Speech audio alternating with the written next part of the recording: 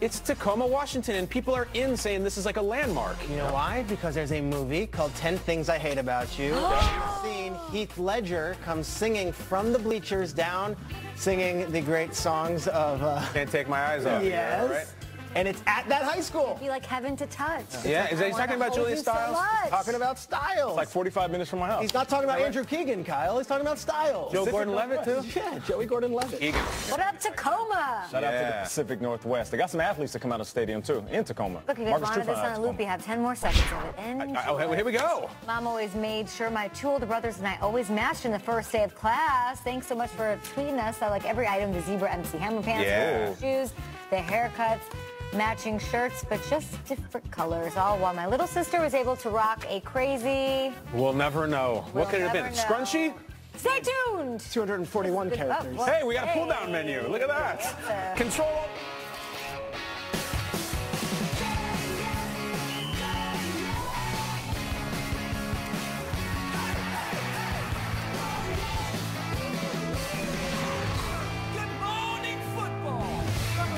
Football presented by Audi. We're live in New York City. It's the last hour of the show. So much to get to on this Wednesday, April 4th.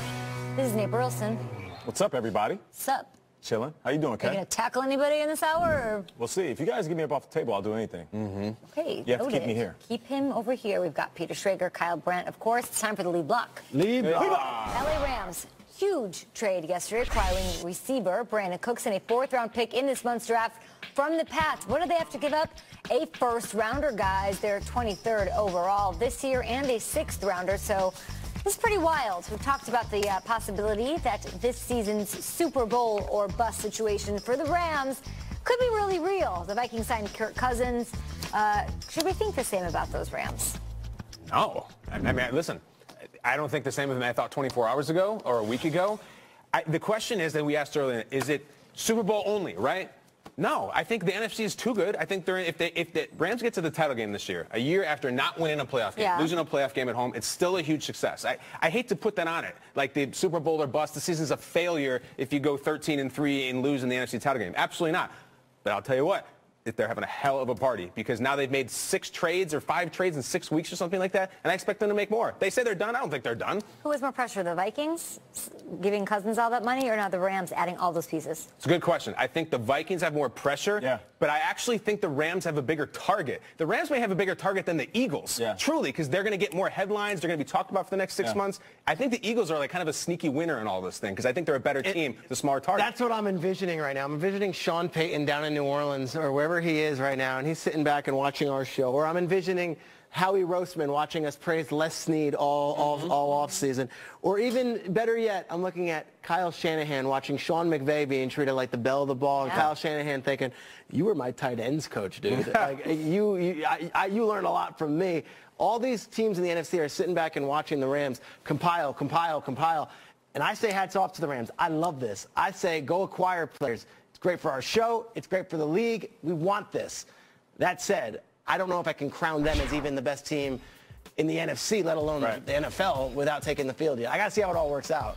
You know, some coaches are victim to their situation, whether they're handcuffed by how much guys are getting paid. Other coaches, they are beneficiaries of their circumstances. And you look at Sean McVay and what he's been able to do, bringing guys in, because like you mentioned last hour, and which was so well put, the amount of guys, the young talent that they have making such a low dollar amount, they can go out and try to win right now. What I do love about this is we will be talking about them, and we will be giving them headlines. And sure enough, this week, maybe it's even me, I'll say that the Rams will win the Super Bowl.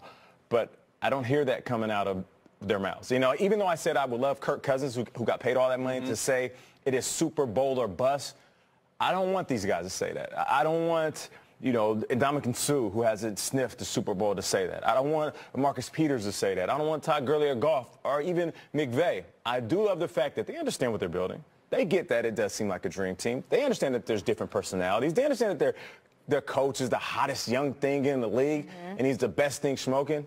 but they're not talking about it. It's like they're quietly just putting it together in the building. I would love to be a fly on that wall, sit in. Talking about it. These press conferences, they're fly high. They are flying high but right they're not now, sitting there man. saying we're going to win 1 championship, 2 championships. They're not doing the LeBron in Miami. They're basically saying, listen, we're piecing something together. We're going to be special. We're going to kick butt next year. I can appreciate their approach right now. I think there is a certain bravado around this Rams team that might rub people wrong. I think that when McVay comes out and we say, how's it all going to work? And he says, I just hope there's enough snaps. You know, like or he doesn't even say it. He says, there's enough snaps. There's enough snaps. Why are you even asking bring that question, Peter? It didn't. Hey, Talib, great player. Might not have worked in for Vance Joseph. I'll make him better. And Ndamukong Suh. Maybe it wasn't good for Adam Gase. I'll make him better. Hey, who's the latest one? Okay, let's go up to Marcus Peters. Andy Reid's a pretty good coach. Wasn't going to work for Andy Reid. Is this a hogs get slaughtered situation? I don't know. Is he up to this? I don't know either. I don't know either. But I'm saying, like, this is a team that is built right now to win right now with a 32-year-old head coach and a lot of young personal characters who, besides Talib, have never won crap. Right. Yeah. Suh has never won a playoff game. Peters doesn't win. He gets knocked out, right. This is not a team that is coming in with 10 rings on their hands. It's a bunch of young guys who want to be highly compensated and haven't been yet. I don't know if that's great. It's funny you talk about all those different pieces and players on the table. You know, I was once told when I was young, there's enough food on the table for everybody to eat, right? You don't know if there's enough snaps going around. I feel like there's going to be enough snaps. But my mom always told me, though, when I was younger, because I would see a menu and I'd order everything. And she said, baby, your eyes got too big for your stomach. So I wonder if Sean McVay and this organization, if their eyes are too big for their stomach, can they handle everything that's going to be on this plate? I think, and I believe that they can.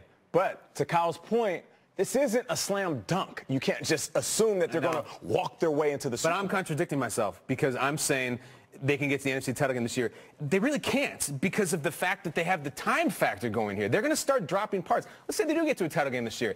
Did they lose Ndamukong Suh the following year? Do one of the other corners leave? I don't know. Brandon Cooks from the Saints to the Patriots, chances are he spends 1 year with the Rams and he's out of there because they're going to have to redo a deal with him. You're talking about guys that want to be paid at the highest at their position and not like Brandon Cooks isn't going to get paid. So I love Todd Gurley saying, yeah, bring Odell, bring everybody. That's taking money off of your plate. But how about that, though? If you got guys in a prove-it year that are going into free agency, isn't that the perfect time to get a player? Like, I'll keep it real with you. There's certain guys that will sign a 6-year deal, and they'll say, I could afford in the middle of my contract to get injured or not play well. Yeah. I just need to play well the year before, the season before I go into free agency. It's perfect that he's in that situation because even if he's on his way out, that farewell that he's going to give to the L.A. Rams fans is going to be tremendous because really? this is the best year he wants to play. You think he's going to get 1,000 yards? Do you think he's going to have more than 500 yards in that offense with all those mouths to feed? It's not about what he's going to get, but he's going to play his best football because he wants to get paid the most. Kay makes a great point. Aaron Donald has to be paid first. He's going to be paid the highest paid money. Okay, so then you don't really want to start negotiations with Gurley, but he eventually is going to say, I need to get paid. And then after that, Goff is the year like, I need to get paid.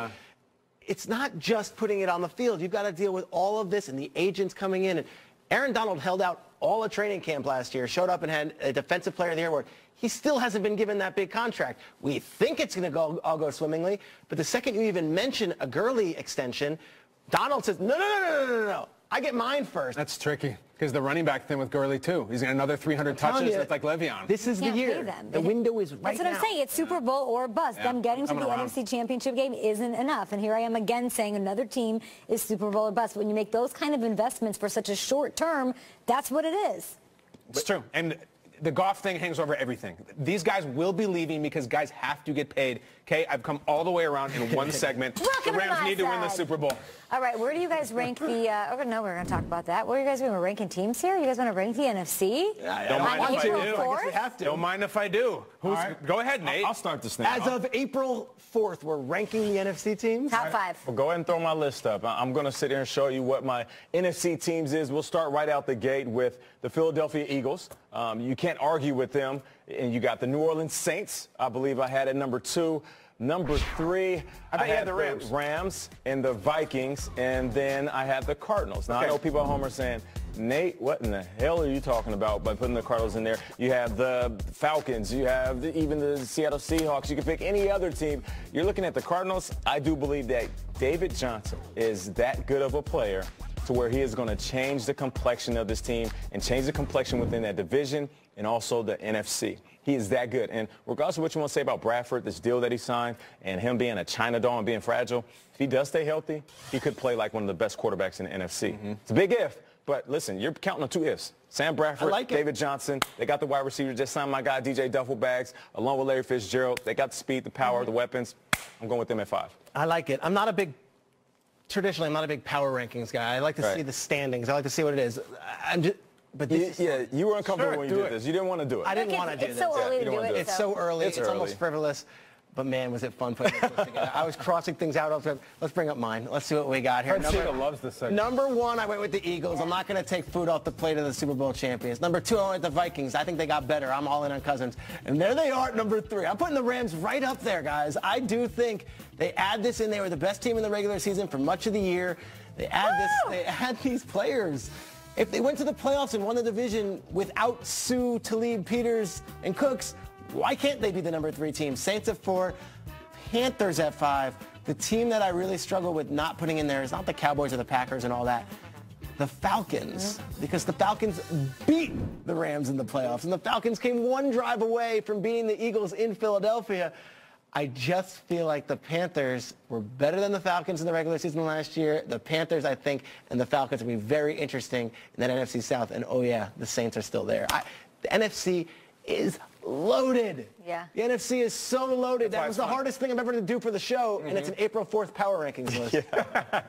Well, remember that speech you just made about Atlanta, because let's talk about my top 5. The NFC is loaded, but this is how I shook out.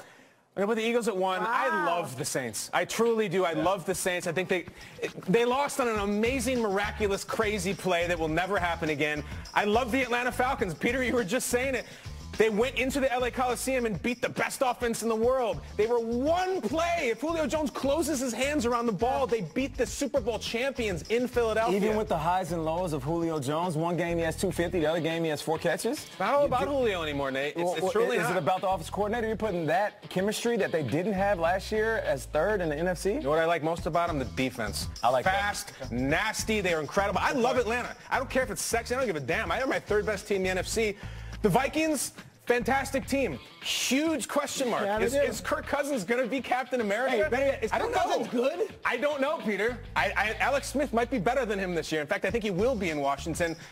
Is he going to be better than Case Keenum? Case Keenum is good. Fred Segal's going crazy. He is. I hope he is, because I hope for Cousins. And then I'm going to go with the Packers at 5 because they have the best player in football. You know who's not on my list at all? The Rams. Yeah. The Rams. They're not on my list. We just came off this conversation with the Rams. That's how good the NFC is. Oh, I get it. I see what you're doing. The Rams 2018 are the Eagles for you. So you're starting early. Nah. You're just motivating them right now. It is not the long con whatsoever. It got me fired up. Peter was saying, name someone on the Rams who's ever won anything. Truly. It's a really flashy team. Aqib Talib, a cornerback, the 2nd cornerback. It is a really flashy, fun team. It's fun to talk about. I'm more of what have you done for me? All those teams have skins on the wall in one way or another. This is cool. It's a dream team. It's Stockton, Malone, and Christian Laettner. You got to go and beat Angola first, at least, before I put you in my top 5. I think, to me, I'm most related to your list, but I was thinking, who do I trust more, the Rams or the Saints? And it's still the Saints over the Rams until I see it. We've seen their defense on paper looks like really better. We've seen it on field. We've seen the product on field, and the Saints lost nothing. We've seen them. The Rams haven't seen them yet. Yeah, that's true. Can't wait to see what happens. All right, the Legion of Boom is over. What is Seattle's biggest need in this draft? If they want a shot at the NFC West, nobody up there in the Pacific Northwest is happy we're talking about the Rams so much. Plus, we have